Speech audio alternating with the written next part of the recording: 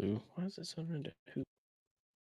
Welcome in, college football fans. Welcome to the First and Long College Football Show. I'm your co-host Marcus, and there's your other co-host Mason. Mason, how you doing, buddy? Man, doing well tonight. I'm running on about 24 hours now. Been traveling from across the world, but I'm glad to be home. Glad to have some football going on tonight on this Friday. As we got Kansas and Illinois going on as we speak. It's always good to be able to do a show while some football's going on. I mean, just makes it that much more entertaining. But yeah, I'm doing good, ready to roll, man. Cover some best bets this Friday night, heading into Saturday's games. I think I've got some good picks for us. We did pretty well last week. Ended up 8-5. So hopefully we can help win you guys some money here. I wish I would have put more money in last week, but that's how it goes, right? The more you or the less you bet, the more you win when you lose. Is that right? The more you lose when you win. There you go. That's a I tongue don't know what twister. comes first, the chicken or the egg. I don't even know. That's Um, right. but as you said, we've got Illinois at Kansas, and right now it is 21-0. Kansas putting it on Yeah. Illinois, and we had a show earlier in the week. We talked about Jason Bean getting the start, and it sounded like Jaden Daniels did end up getting the start after all for Did he really? Kansas. That's what Good I for him. heard last minute, and I just turned this game on as I was driving up here to get into the spot for the show tonight. Um, Speaking of the show tonight, this show is called the Best Bet Show, as you probably saw by the thumbnail, and we're going to do this every Friday. And what I'm hoping to do is probably do it a little bit earlier so that we can get this going because the Friday night games, there's better Friday night games as the season goes on, and so I'd like to get all these bets out. I didn't have a bet on this game that's going on right now, but I do know that there will be some Friday night games that we will be betting on as the year progresses on. But we're so glad that you're with us.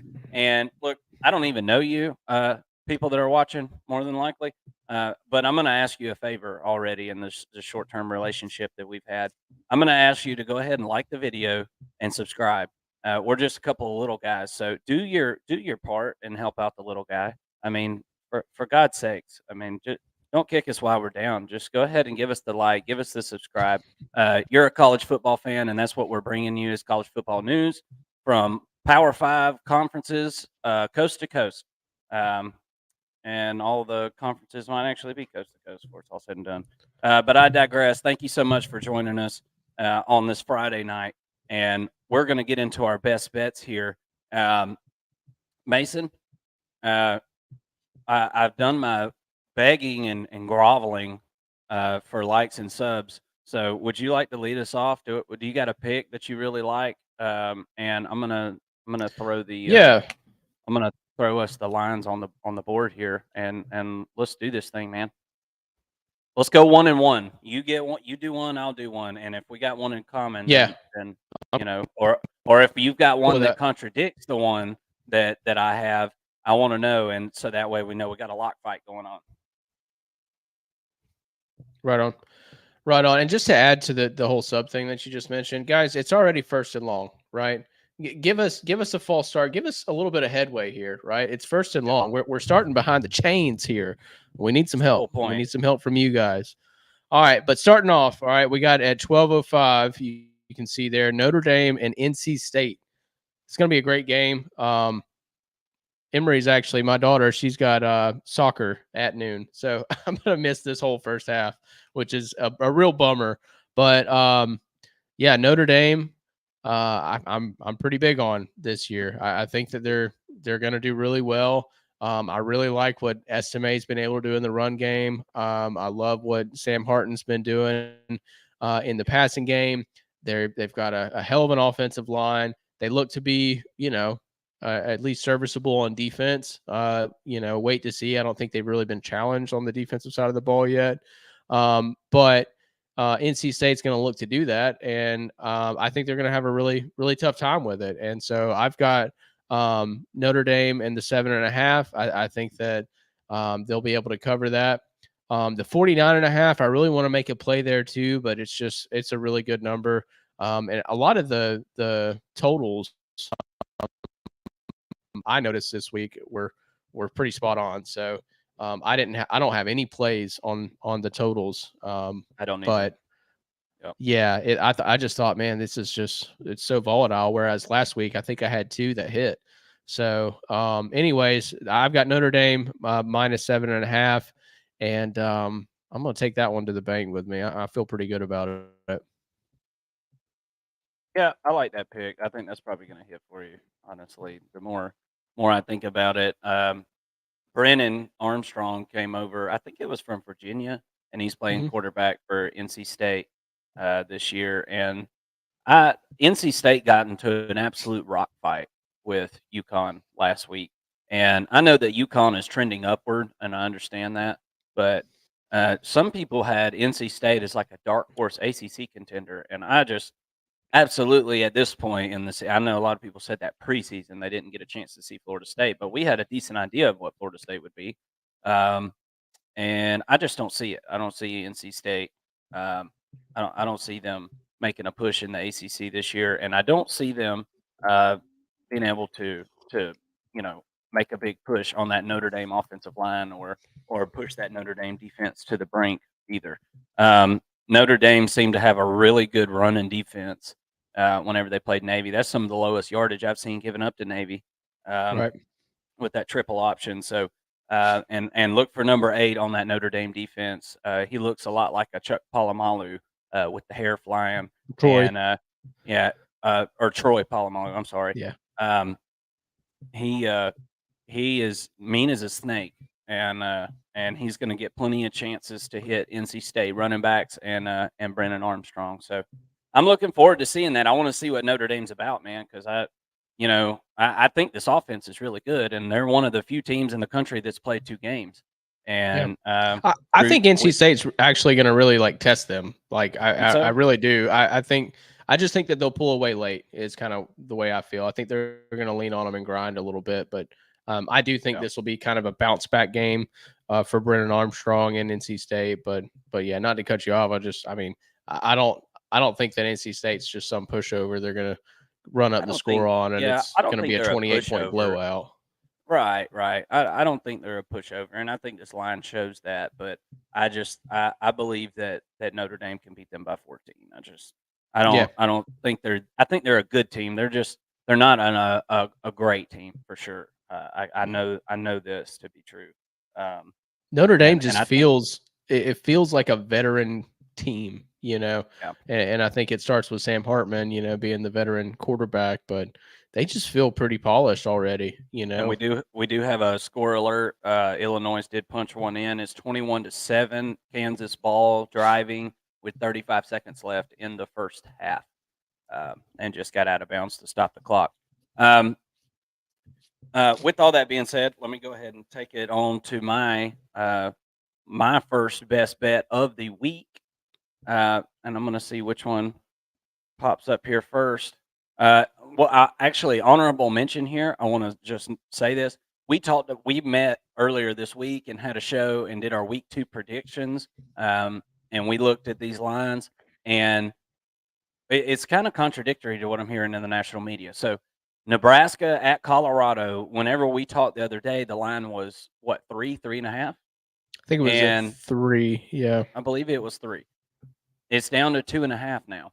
And so I'm seeing, line movement there in the direction of Nebraska, but yet I'm being told by ESPN that all the money's coming in on Colorado.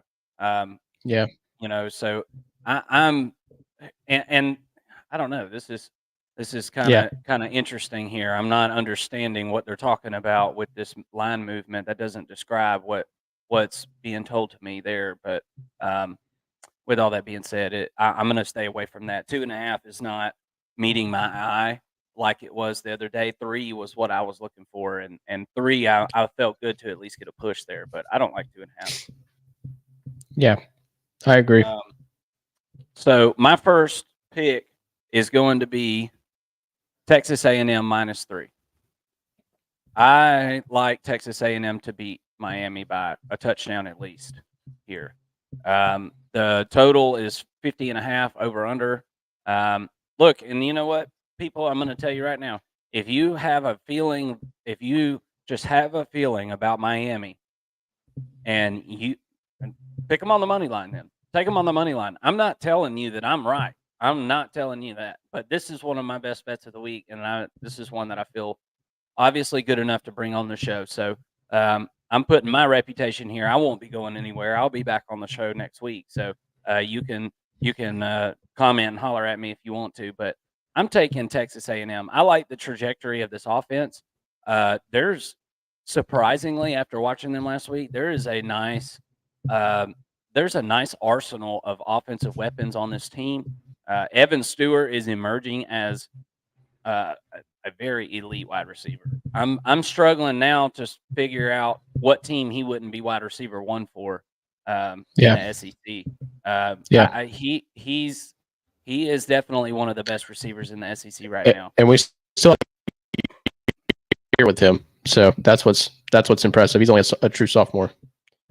He made some. Excuse me. I'm trying to drink some coffee here and help my voice. But we've seen him develop over the last year, because last year we saw him make some acrobatic catches, but the consistency wasn't there. And I know it's a first game and they played like New Mexico or whatever, but and we just got another Kansas touchdown. It's 28-7, going to be going into halftime here. Jaden Daniels just punched one in. Yeah, you're a little bit ahead of me because I just saw the flag there. So okay, gotcha. Yeah. Or maybe I'm behind. I don't know. Anyway, no, you're ahead. Yeah. Okay. But I really like this offense, and Bobby Petrino is calling the plays. I'm like 95% sure, and it sucks that I even have to say that I'm 95% sure. Like, we should freaking know. I mean, yeah. But with all that being said, everything I've heard and everything I've read, it's Bobby's calling the plays, or he wouldn't be there.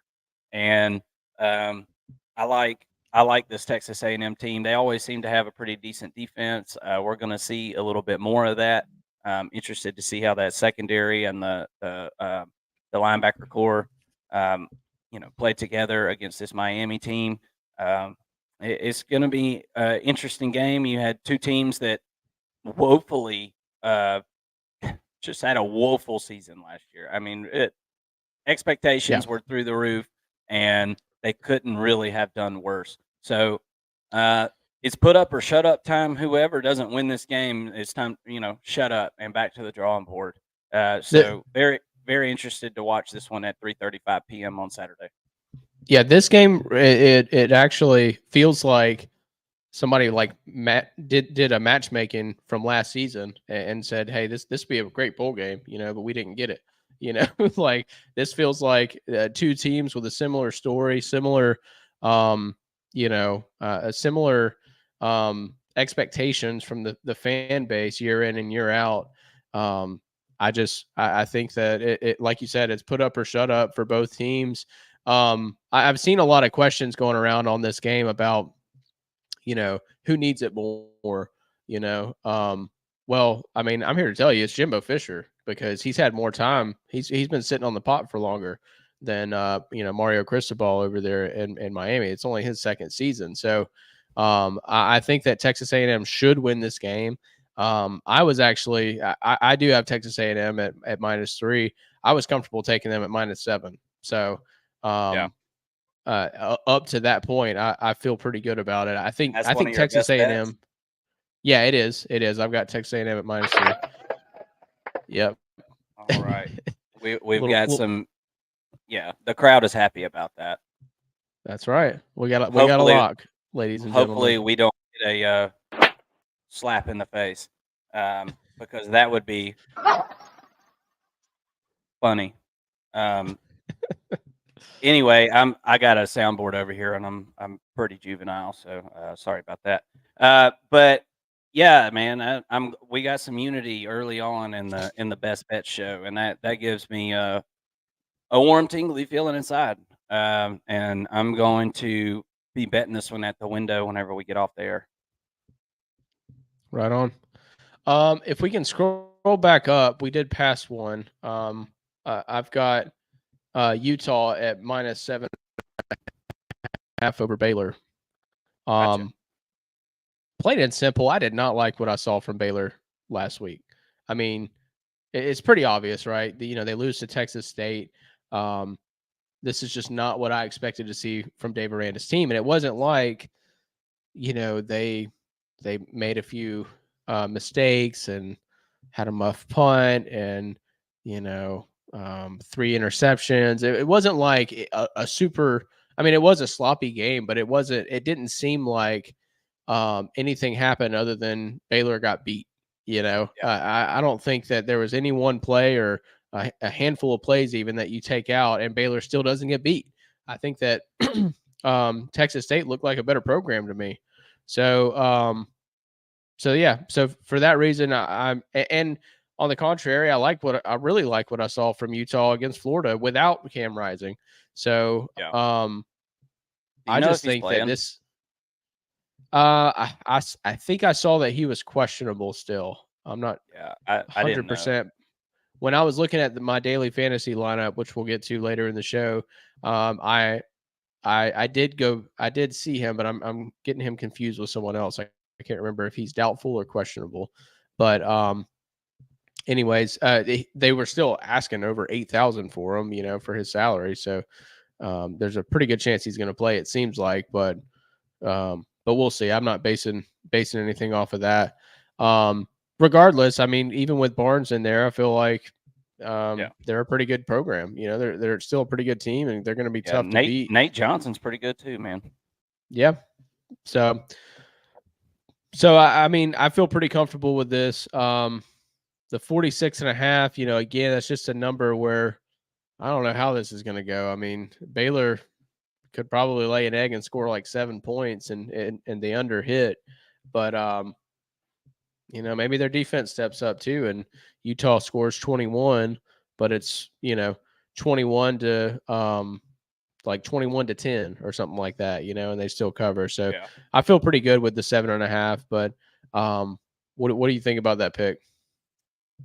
Yeah, I think it makes total sense. I'm interested to see if Blake Shapen and the Baylor Bears can shake it off, man. And yeah. I don't know. I just don't know what to gather from that situation. That just blew my mind. It's not like a Dave Aranda thing, to lose a game like that. I don't know. He's one that preaches the whole play into a standard, not to your opponent, and all that stuff. Yep. And it was just a weird situation last week. And you're right. I don't think it was any one play or anything like that. I think they just beat their ass. And I mean, Duke is same thing with Duke and Clemson. I mean, Duke just kicked their ass. I mean, there ain't really no excuse about it. I mean, it is what it is. And these teams are trying to tell us who they are this early in the season. And I think Vegas is kind of giving Baylor one more chance here, to prove them right. And I think that's the reason that hook's on there. I think Vegas has got a little bit of doubt themselves.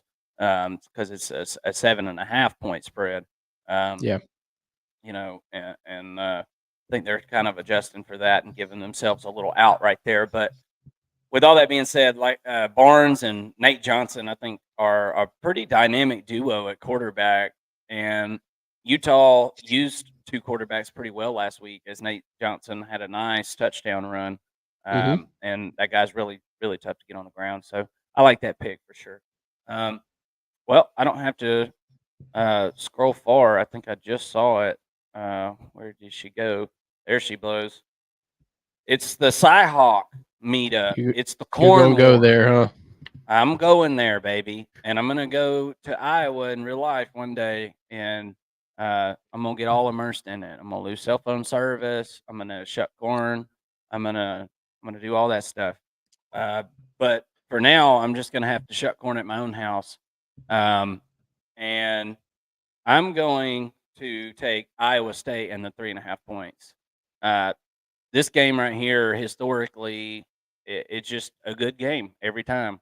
And it's a 36.5 point over under, which is like low. So low. It's so low That's low for And an NFL game. honestly, you I know? hesitated on picking picking them to go under on that.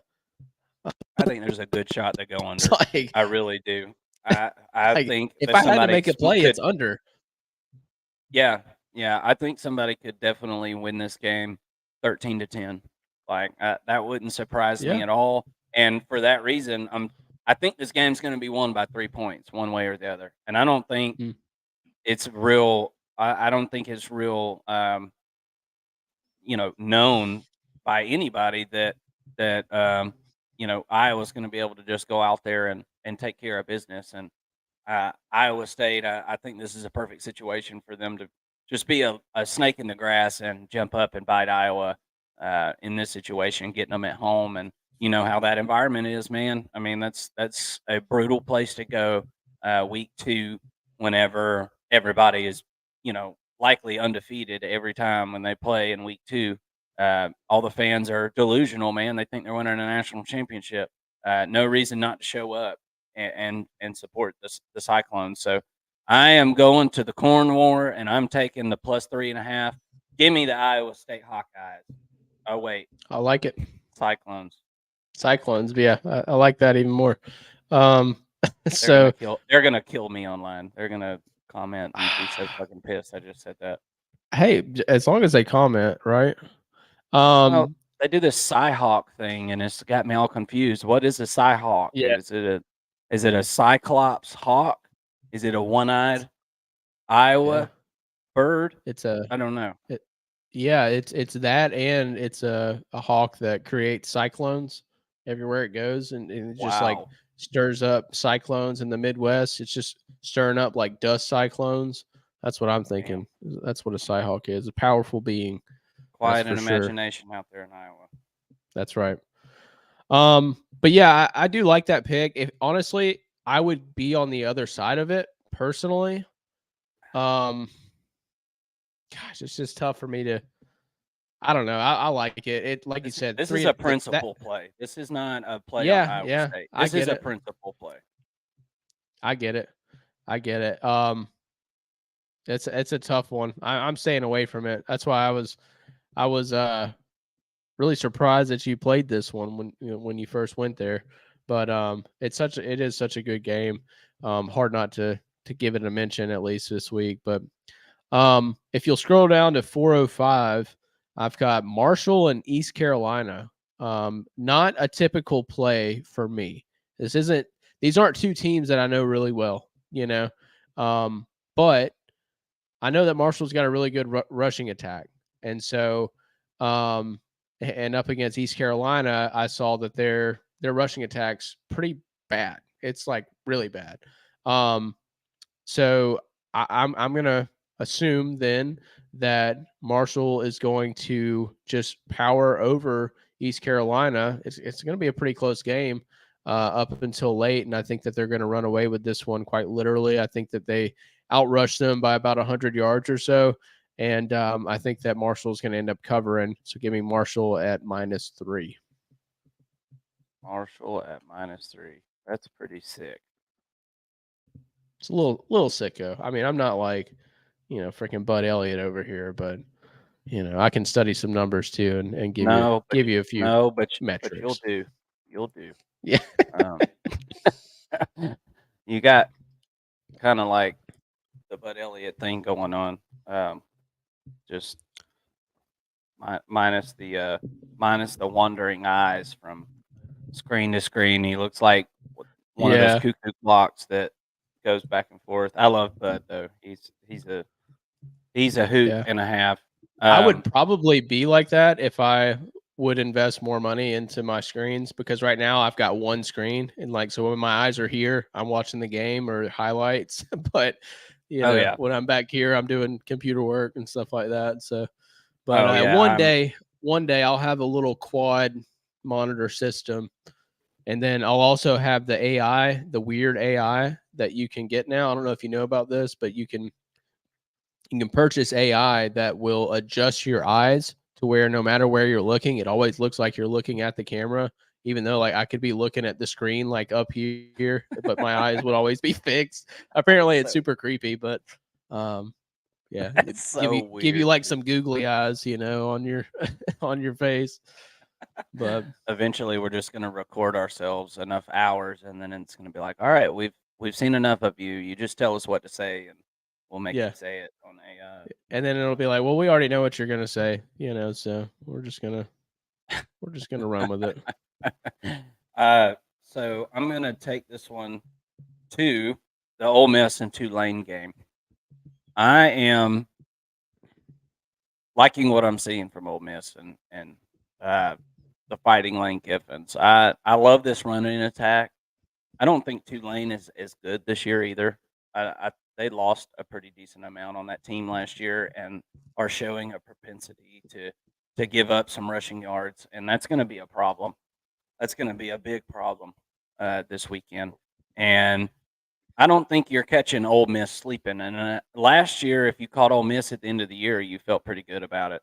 But at this point, nobody's checked out of this offense at this point, and they're looking pretty prolific to me. And so I'm liking this team, especially early in the season, as we saw last year. They just ran off 8 wins in a row last year. Um, I think they continue to do that here, and I don't care that it's on the road. I don't think Ole Miss players are going to be too rattled by going on the road to Tulane, as a lot of these guys have played in opposing SEC stadiums on Saturdays, including Alabama and things like that. So I'm not too worried about that being on the road, and I like Ole Miss -7 on this one. The over under is 66.5. They're thinking there's going to be a lot of points. Only thing that does worry me about this play is the unknowns on Ole Miss's defense, but I'm feeling pretty decent. Things looked a little better week one, and Pete Golden comes in to run that defense. I like Pete Golden matched up with a little bit lesser talented guys. I think he's going to be able to scheme up and use those guys where they're needed and give them a chance to be successful. Um, I like Ole Miss -7. What you got? And what you think? I like that play. I definitely had some pause on this game. I really wanted to make the same play, and I decided against it. I didn't get a chance to see Tulane in week one, so I want to get a little bit more data in before I cast any judgment. I know Ole Miss looked really good. This might be the last So chance I you was get to see Tulane, because if they lose this game to yeah, Ole Miss, they'll be out of the conversation the rest of the year, and they'll be out of the that's top right. 25 probably. For sure. But before I get to my next pick, I wanted to get your thoughts on if you scroll up, I think just one game there, Texas State and UTSA. So we saw Texas Mhm. State beat Baylor last week, and now they're giving up 14 points. Yeah. I'm looking at that and I'm kind of scratching my head, like, man, they've got some momentum. I Yeah, don't know. and UTSA just lost to Houston, and I don't think Yeah, Houston's that great.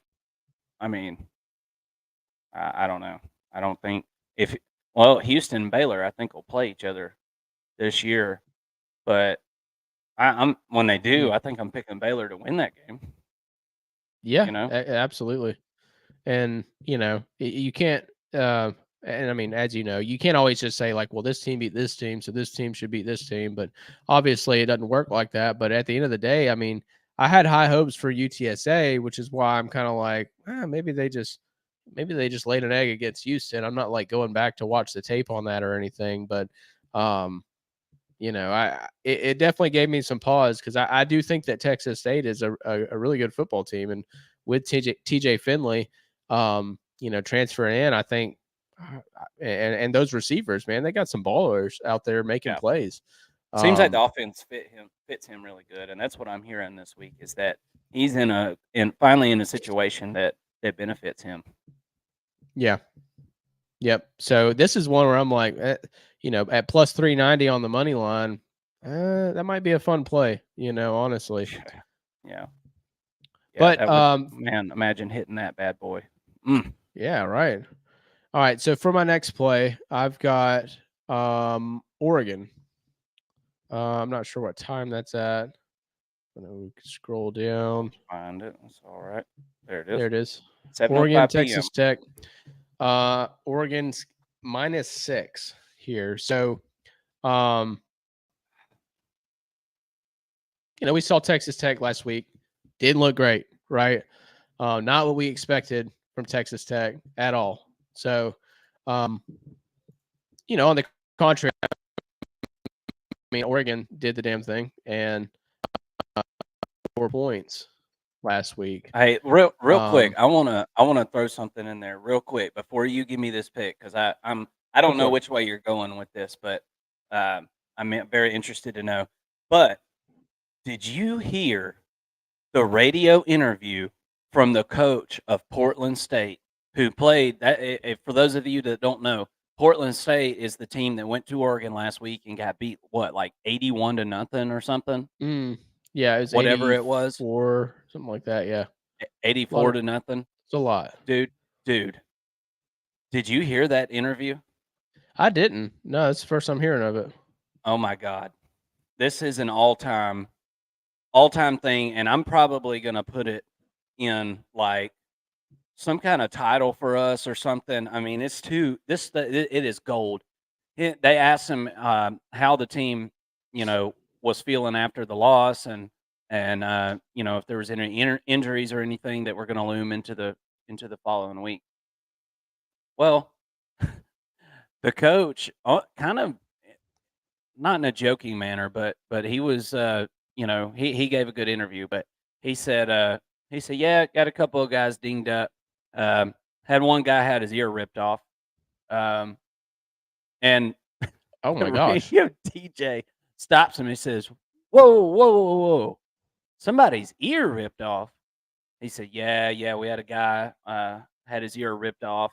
I think he's all right though. I talked to him and he's gotten it sewed back up, and he's got a concussion though. Apparently when your ear comes off, it'll give you a concussion.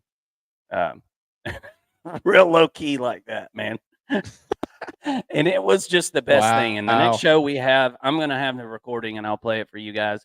I heard it on another podcast that I listened to. It was actually a University of Georgia podcast that I've been listening to a little bit here lately. And it was just great. I mean, it was fantastic. You know that you got your ass kicked whenever at the end of the game on the injury report. I mean, they don't even have anything on the injury report to put there. I go, what do you, ear blown off? Apparently his helmet got knocked off so hard that his bottom of his ear got caught and it ripped his ear halfway off.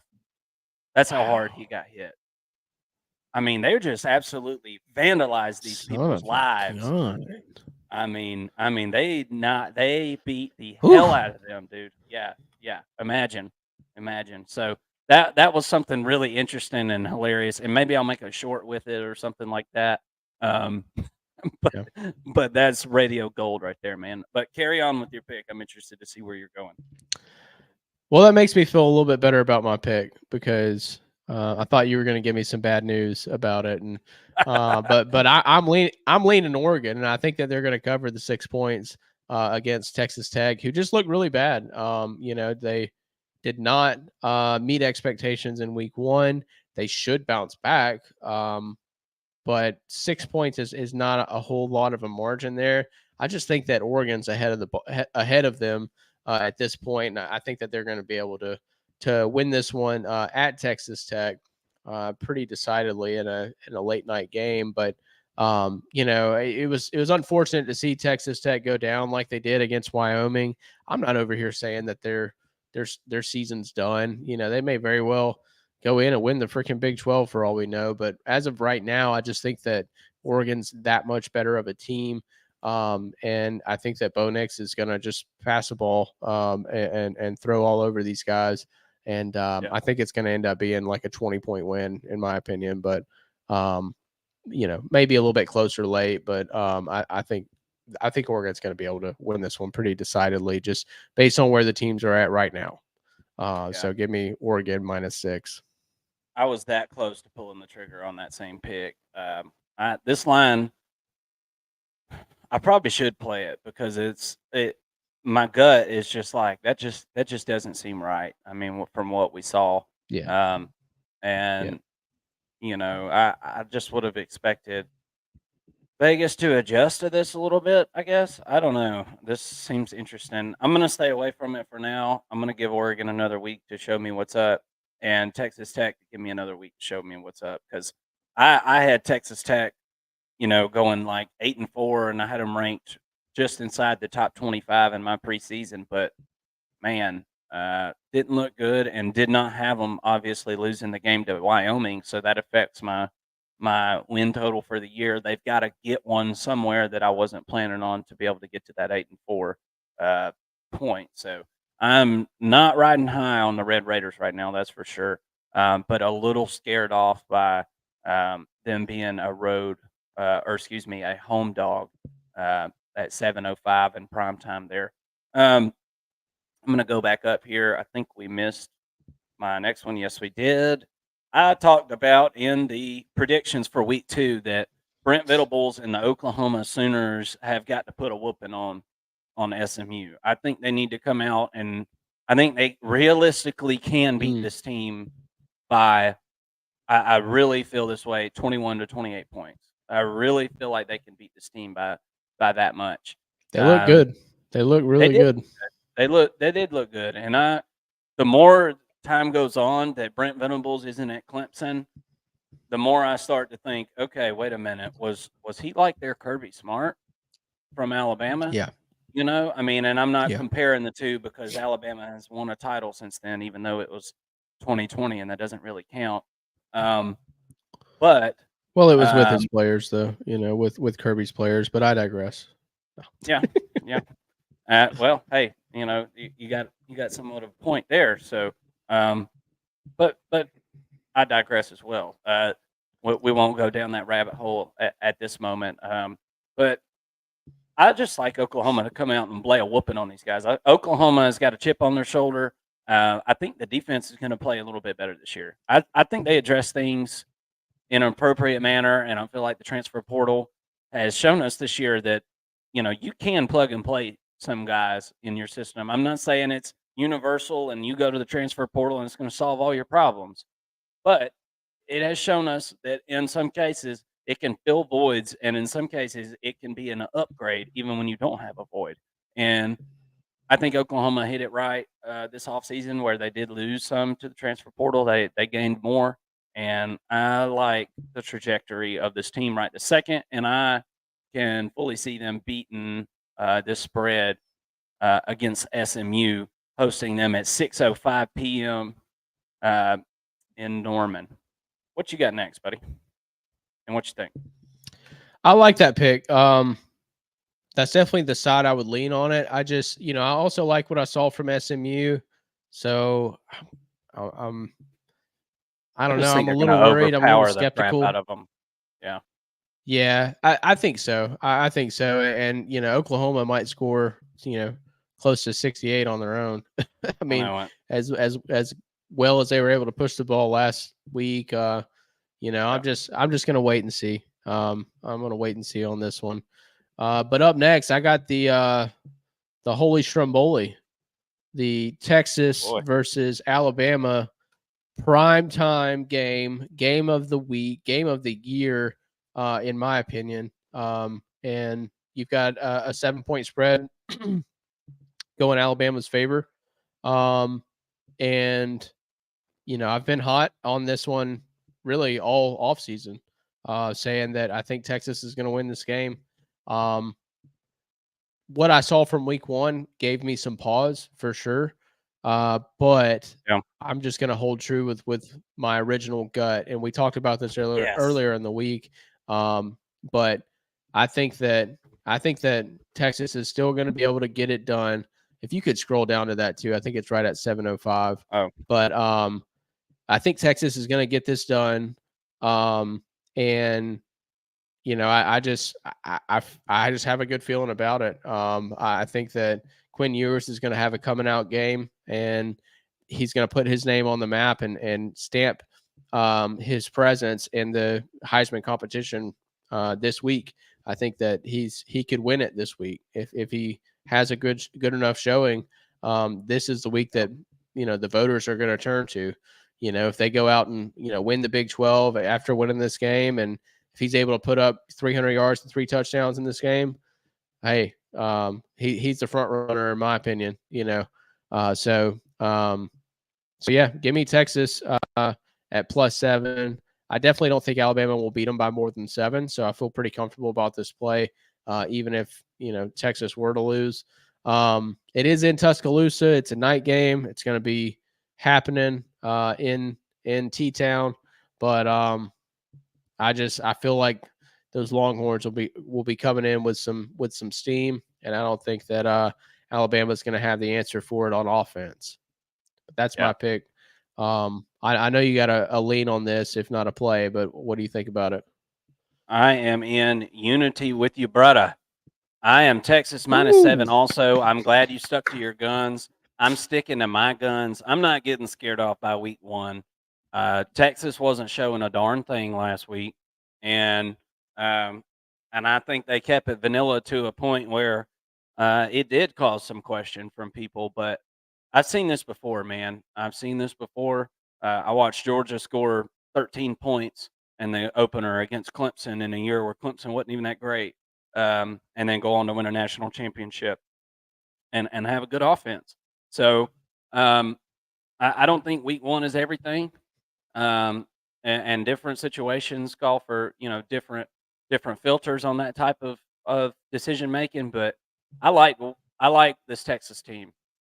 I am a little concerned about the matchup. I feel like it's going to be really like good on good as far as the Texas wide receiver room is absolutely sick to death. We've talked about it till we're blue in the face this offseason. But the Alabama secondary is also very, very good.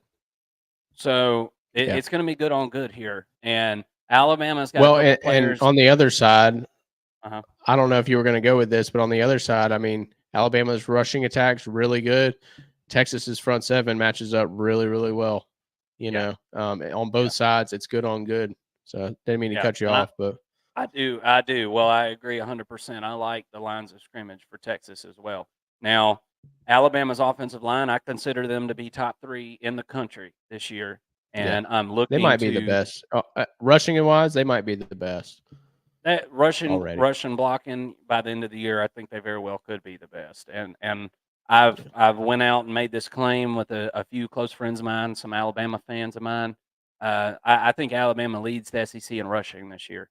I think that's a real possibility, and I think that they will be looking to run the ball early and often. I don't think they want to come in here slinging the rock around.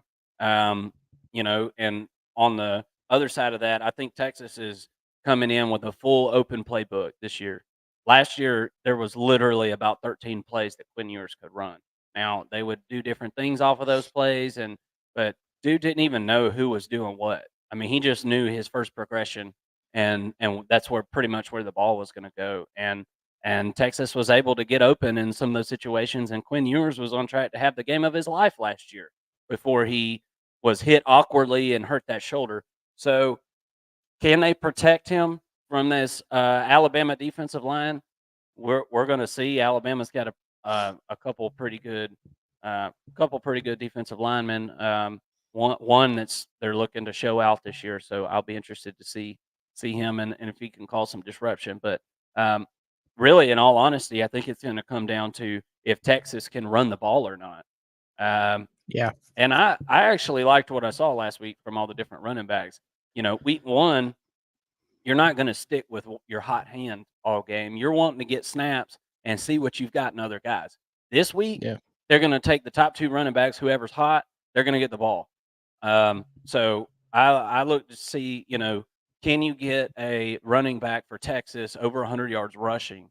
And I think that is a kind of a lock to the game. If you can get it over 100, somebody with 125 yards rushing, or 2 guys with 75 yards rushing, something like that, I think that's a lock for Texas because I think they'll be able to throw the ball if they can establish a run early on. But I don't see either team. Winning this game by more than a field goal. So I don't. I think this is the only play in this game that you could go in feeling good about, to be honest with you. I don't think you've seen enough from Alabama's offense. And Middle Tennessee State, we talked about Texas week 1. Middle Tennessee State is playing Missouri this week, and we're going to see what was it Alabama's really good defense that held them, or let's see what Missouri. I think they have a good defense. Missouri's a 21-point favorite in that game. I don't think Middle Tennessee State taught us anything about Alabama, is what I'm getting at. And so I don't think we learned a whole lot from either one of these teams. And I feel like Alabama was who we were trying to learn more about in week 1. And I got to give credit where credit is due. Milroe did play well in week 1. He threw the ball better than I anticipated. And if he throws the ball at that level throughout the year, I think the Alabama offense is going to be very good. But I don't think he can do that. And I'm not betting on him to do that. That's been my conviction all off season, and I'm going to stick to it. And glad to see that you're sticking to your guns as well. And we kind of talked about it already just a little bit. My next play is going to be Mizzou minus 21. They're playing Middle Tennessee State. This seemed like a pretty wretched defense. I mean, every play, Jalen Milroe, I heard a stat. What was it? 90% of his throws in week 1 were to his first progression. And they were open because it's Alabama versus Middle Tennessee State. Well, I think that Missouri has got wide receivers just as good as Alabama does, in my opinion. I know they've got a couple playmakers that are just as good as any playmaker that Alabama's got. So Luther Burden, being one of them. So I'm taking Mizzou minus 21 over Middle Tennessee State. I don't think Tennessee State will score on this defense. I really don't. Mizzou has got a solid defense this year, and I could easily see them beating this team 28 or 35-0. I could definitely see that. And the way these wide receivers were just running wide open for Alabama last week, we know that there's no game wrecker wide receiver. So that can only mean one thing for this Middle Tennessee State defense. They were running around like kids on a playground, man. They weren't playing no defense. So with that all being said, I'm going to take Mizzou minus 21. And that actually puts me one pick ahead of you since I piggybacked off the Texas thing. So who you got next, man, and what you think about that Mizzou play? That's kind of a weird one, but I feel good about it. That's it for me, other than the money lines. So if you want to go through the rest of your bets, and then if you have any money lines, I figure we would just do those at the same time. Yeah, go ahead with your money line, man. Let me look up this one money line real quick. I've got 2 of them listed, and I'm only going to do one. So you go ahead and give me your money line. And folks, I want to just a little disclaimer here. These money line picks are not part of our best bets, but what we're going to do, we're going to throw a bonus on our. This isn't something that we're telling you to go bet. We're not telling you to go bet this money line. We're telling you what money line we feel like is the best to hit. Okay. So we're not going to count these money lines as little sprinkles against our record. I don't think that would be a good indicator of what we're doing against the spread, considering that we're forcing ourselves to have one money line pick per week, and we'll let you know week to week which one we feel good about. Mason, who you got this week? Well, I mean, obviously, we're both really high on Texas winning this game, so I think that the Texas money line at plus 230 is a given for us this week. But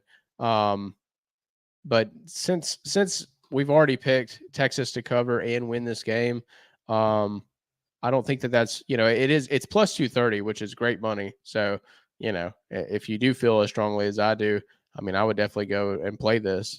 Wow, that's a good one. That's really good.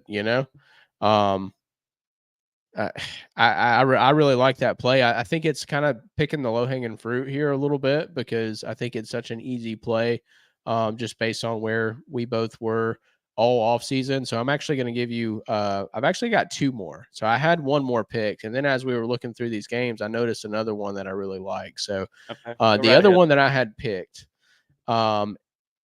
is a plus 325. All right. And this is Vanderbilt over Wake Forest. Vanderbilt is a 10-point dog. I think this is an earlier game. If you want to scroll up, we could probably find that and get it on the screen. That's a But 11 a.m. game, isn't it? I think so. Yeah, it might be that Yeah, first it's one. one of the Yeah. rare 11:05 a.m. kickoffs, Yep. Eastern time. That is. So I had a good feeling about it, and this is mostly a gut feeling, but I never want to bet a money line off of a gut feeling. So I went in and did a little bit of digging to figure out why I might feel this way, and just looking at the passing stats.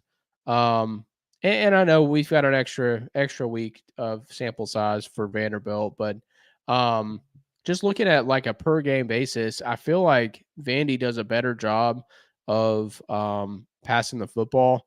Now they gave up a lot of yards to Hawaii, surprisingly. So maybe they're giving up a lot too. But at plus 325, I feel pretty good about this. Wake Forest obviously should beat them. They're 10-point favorite for a reason, but I think that Vandy could sneak up and grab them here in this game before they head into conference play. They're going to need this win if they're going to try to go bowling this season. And at plus 325, it's pretty good value. You got to have some stones to be able to throw away here, but yeah, I think that's a really good value for me. And lastly, one that I noticed while we were going through our best bets here is UConn over Georgia State. So UConn is I believe it was a 2.5 or a 3-point dog to Georgia State, and I just feel like UConn proved to me that they have built upon what they did last season in week 1, and What time is keeping that it game at, close. Mason? Do you know? I don't have the time. I know it's further down. I want to say it was around the Alabama game, so it might be like a later game. Okay. But yeah, when I look at this, there they are right there.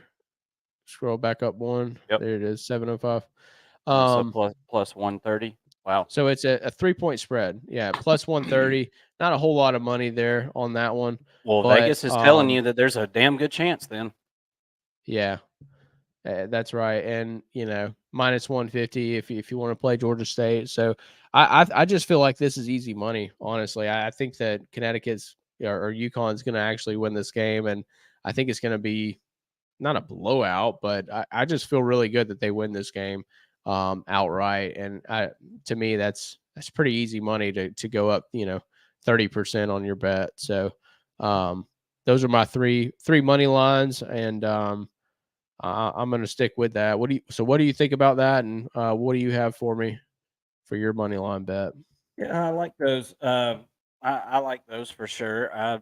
The Vandy, man, if they can figure out a way to win this game, man, they're like a shoe in to hit the over on the 3.5 wins for the year. Should be a lot of motivation to get those wins outside of conference, because I don't know if they'll be able to get a conference win this year unless it's against Florida, and that's a possibility. But I like that. I like those picks. I like the Texas plus 220. I like that one a lot, and may actually bet that one. I feel so convinced. Maybe it's something you just throw a few bucks at, and if you feel Yeah. good about Texas. I don't know about betting house on that one. And then the UConn plus 130. I think that's the most realistic of the 3, and I think Vegas reflects that with the plus 130 line there.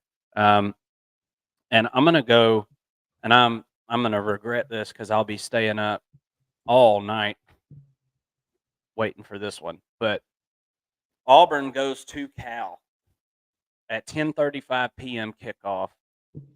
Go all the way across the country from the barn all the way to the West Coast out there.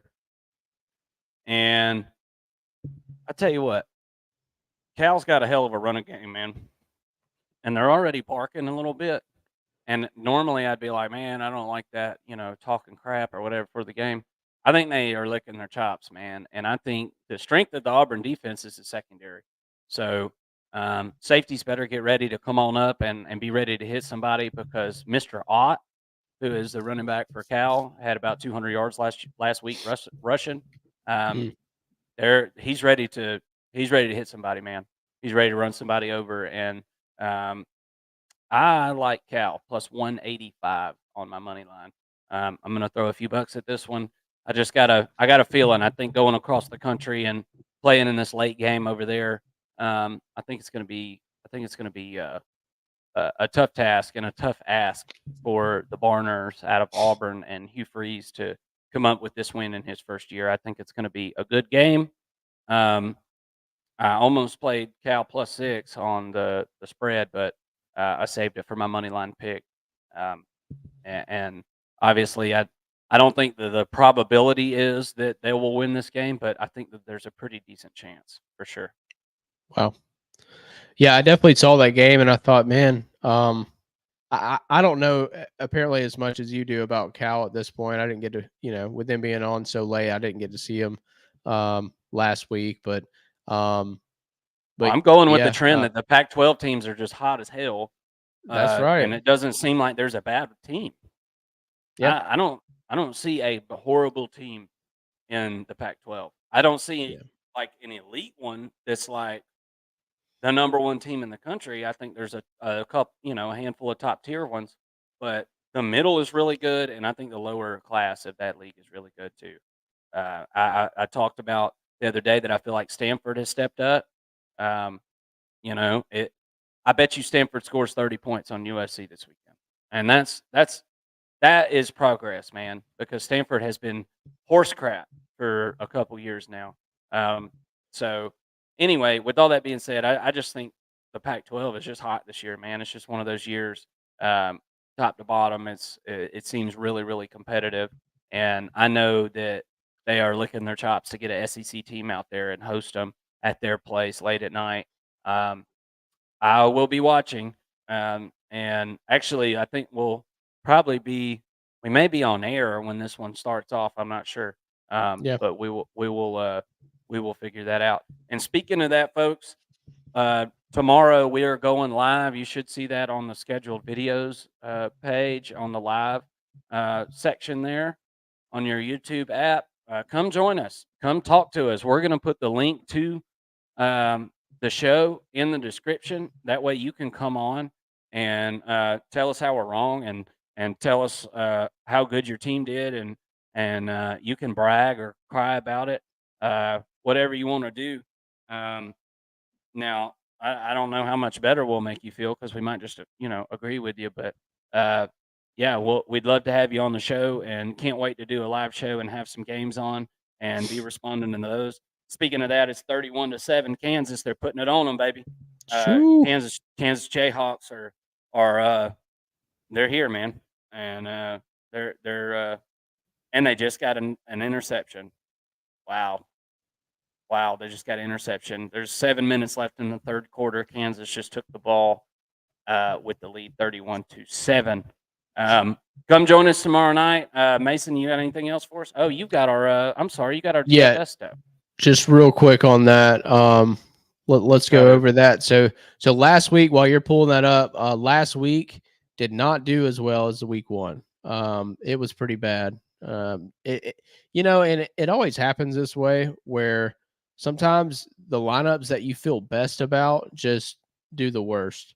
And I don't really get how that works sometimes, but going through last week's lineup, I had Quinn Ewers, CJ Baxter, who I got relatively cheap. I felt pretty good about Donovan Edwards, Julian Fleming, A.D. Mitchell, Squirrel White, Jaden Greathouse, the freshman from Notre Dame, who had a great week 0, and I had Joe Milton, and didn't win any money with that team. So, it's just funny sometimes how that works. But and then whereas the week prior I was playing a bunch of guys that I didn't really know much about, and and ended up winning money on. So anyways, so ended up kind of middle of the pack with last week's lineup. I did hit on Ewers and Joe Milton. They both had great games, but everybody else was under 12 points for me, and that's just not going to get it done in a very competitive setting. So as you can see, we've got the lineup pulled up on the screen here for this week. This is what I feel pretty comfortable with, and this was tough. Now this is the 6 o'clock games and later. So that's the that's what I went with. Or 6 o'clock and later. They don't pick all the games, so I was hoping to get the Alabama and Texas game in my lineup, and I may go back and do some digging to see if I can find one where I could play that as well. But based on what I found for this lineup through DraftKings, I've got Devin Leary leading off at 8,300. I think that's a pretty good rate for him. You can see the opponent rank there is 254th. They're playing Eastern Carolina or Eastern Kentucky, and their pass rush, or excuse me, their pass defense is at 254th in the country. So I feel pretty good about that matchup, right? So I'm going to play Devin Leary there as my main quarterback. And then I've got Ali from Marshall, kind of a throwback here to a best bet, but he's their number one running back there at Marshall. They've got a really good rushing attack going against Eastern Carolina, who's 171st in rushing defense in the country. So Ali scored almost 30 points last week, against a better rushing defense. So I expect him to run a pretty good bit. He probably won't score 30 points, but at $4,800, I feel pretty good that he's going to be able to go out there and get me, 18 or 19 points at least against Eastern Carolina.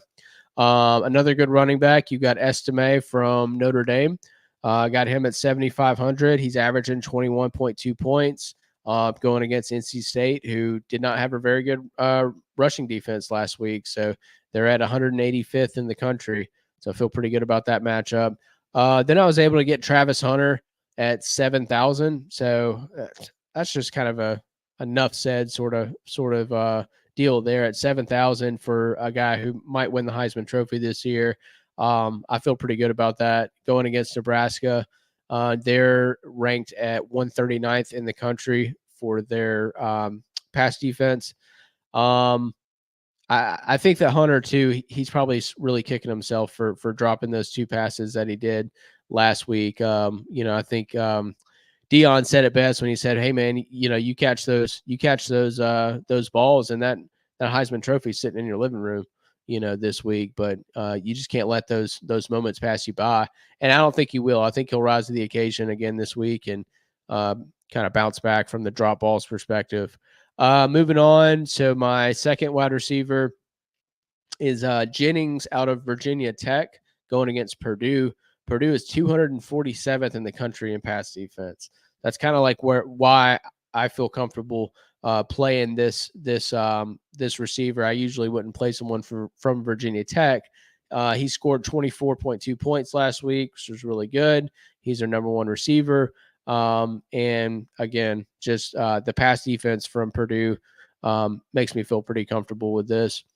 And then to kind of pair with Devin Leary from Kentucky, I've got I think he's actually their number 2 wide receiver technically, but Key from Kentucky, got him at 4,700. This guy who scored 20.6 points last week. So going against Eastern Kentucky, who again 256 in pass defense, feel pretty good about this. And then I've got Burks from Purdue, who's a wide receiver. He's playing in my flex. Got him at 4,800. He scored 34.2 points last week. Maybe he can do that again against Virginia Tech. They're ranked 46th in pass defense. And then for my super flex, you always want a quarterback in your super flex. And I got Hudson Card, who put up some good numbers last week, scored 21.1 points. And I just think that this is going to be a shootout. Sometimes, it's not always about the matchup, but in some cases, especially when it comes to, passing and running, like sometimes you just have to look at it and see, is this going to be a good game, right? If this is going to be a shootout type of game, then I want a quarterback who's going to throw the ball and I want a receiver who's going to catch it for a lot. But if I think a team is going to win the game decidedly, kind of like with Estime up here at Notre Dame, I want to go with their running back because they're probably going to be grinding the clock out, running the ball late. So you're going to be able to stack points that way. Whereas, with Purdue, I expect them to be coming from behind. So they're going to be chucking the ball a little bit more, and they'll get you some late game points, some points in there in the fourth quarter. So that's just a little bit of strategy that I like to think about whenever I'm making these bets. It doesn't always work out the way you think, but sometimes when it does, it could be the difference in you winning or losing or being in the middle of the pack. And we all know in these sort of lineups, if you're in the middle of the pack, you're not winning. You got to be top 25% for the most part, which is tough to do. But stick with it and keep paying attention, and hopefully we'll help you win some money this year and have some fun with it. This is I think as good as it gets for college fantasy, in my opinion. And I just have a lot of fun with it, and hope you guys do too. But that's all I got for you, Mark, unless you got anything else to add. That's it, man. I like that lineup, and I can't wait to see these games. I feel like the slate is a lot better week 2 than it was week 1. I hope everybody will come and join us live tomorrow night. We're going to come on right after the Alabama-Texas game concludes, and we'll have live reactions on the games that have happened throughout the day. And we're going to put the link in the description and in the live chat. So anybody that wants to come on the show, you'll be able to do that, and you can brag or cry about your team. We'll give you a little Kreisman Award if you're the best crier. But we just want to enjoy some college football with you guys, and we'll have some games going on in the background, and we'll be able to provide updates for that. And speaking of which, Kansas kicked another field goal. It's 34-7, Kansas Jayhawks. So every few minutes, I've been updating Kansas scoring today, but looking good with Jaden Daniels, and hopefully we will be able to have some great games tomorrow and enjoy. Thank you so much for everybody coming on the show and coming and watching us. And we sure do enjoy doing this stuff. We would be doing it anyway. We're just a couple of fanatics, and really glad that you're able to join us, and hope that you'll hit the like and subscribe button and do it again. Thank you so much, Mason. And I will talk to you tomorrow, buddy. And for all the viewers, thank you so much. Have a great night and happy week 2 Saturday. Thanks.